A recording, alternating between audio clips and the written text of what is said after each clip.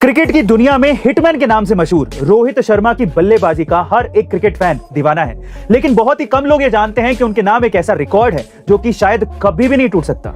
जी हाँ गाइस, रोहित शर्मा ने कई फॉर्मेट्स और आईसीसी टूर्नामेंट्स में अपनी पहली सेंचुरी छक्का लगाकर पूरी की है, जिसमें उन्होंने अपनी पहली T20 सेंचुरी, पहली वनडे सेंचुरी और तो अपनी पहली चैंपियंस ट्रॉफी सेंचुरी भी छक्का लगाकर पूरी की थी। और सबसे हैरानी की बात यह है कि उन्होंने अपनी पहली डबल सेंचुरी, फिर चाहे वो वनडे की डबल सेंचुरी हो या फिर टेस्ट की डबल सेंचुरी, दोनों में ही छक्का लगाकर सेंचुरीज को पूरा किया था। और तो और उनकी पहली ओवरसीज यानी कि विदेश में लगाई गई पहली टेस्ट सेंचुरी भी छक्का लगाकर पूरी की गई थी।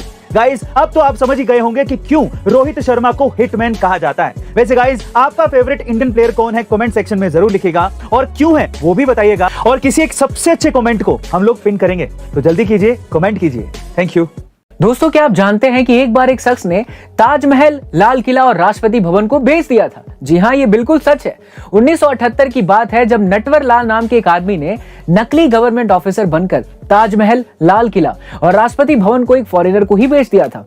लेकिन अब सवाल यह है कि नटवर लाल ने ऐसा किया कैसे। दरअसल नटवर लाल किसी भी आदमी के हाथ की चाल को देखकर उसका सिग्नेचर कॉपी कर लेता था, और कहा जाता है कि उसने टाटा, अंबानी जैसे कई बड़े बिजनेसमैन के सिग्नेचर भी कॉपी कर लिए थे। यही नहीं, उसने राजेंद्र प्रसाद, जो कि देश के राष्ट्रपति थे, उनके भी सिग्नेचर को कॉपी कर लिया था, जिसकी मदद से उसने बैंकों के साथ कई करोड़ों का घोटाला भी किया था। वहीं ताजमहल, लाल किला और राष्ट्रपति भवन को भी एक फॉरेनर को बेच दिया था। वैसे दोस्तों, आपने भी कहीं ना कहीं नटवर लाल का नाम जरूर सुना होगा, जिन पर एक मूवी भी बनी है। उस मूवी का नाम क्या है, कमेंट सेक्शन में जरूर बताइएगा। दोस्तों, ये कहानी है झारखंड रांची के चारी गांव के एक मिट्टी के घर में रहने वाली अनीता कुमारी की, जिनका सिलेक्शन हाल ही में फीफा अंडर 17 विश्व कप के नेशनल कोचिंग कैंप के लिए हो गया है। लेकिन यहाँ तक का सफर अनीता कुमारी के लिए बिल्कुल भी आसान नहीं था।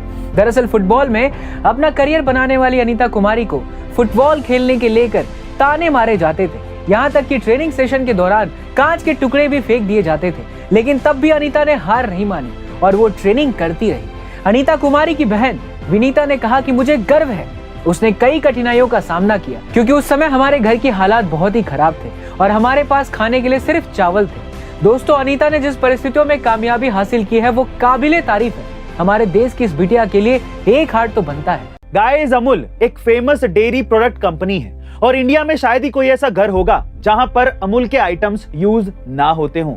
लेकिन क्या आपने कभी ये सोचा है कि इतनी बड़ी कंपनी होने के बावजूद भी अमूल स्टॉक मार्केट में लिस्टेड नहीं है? ऐसा क्यों? दरअसल अमूल कोई कंपनी है ही नहीं, बल्कि वो एक कोऑपरेटिव सोसाइटी है, जहां बहुत सारे किसान एक साथ आकर अपना कंट्रीब्यूशन करते हैं।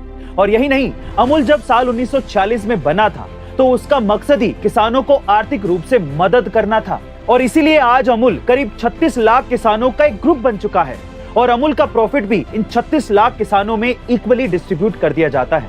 गाइस, अब आप ही सोचिए और बताइए कि क्या अमूल को किसी भी इन्वेस्टर या इन्वेस्टमेंट की जरूरत है? जवाब है नहीं, क्योंकि उसके किसान ही उसके इन्वेस्टर हैं। ऐसी अमेजिंग इन्फॉर्मेटिव वीडियोस के लिए शेयर, सब्सक्राइब एंड लाइक। मिलते हैं अगली वीडियो में।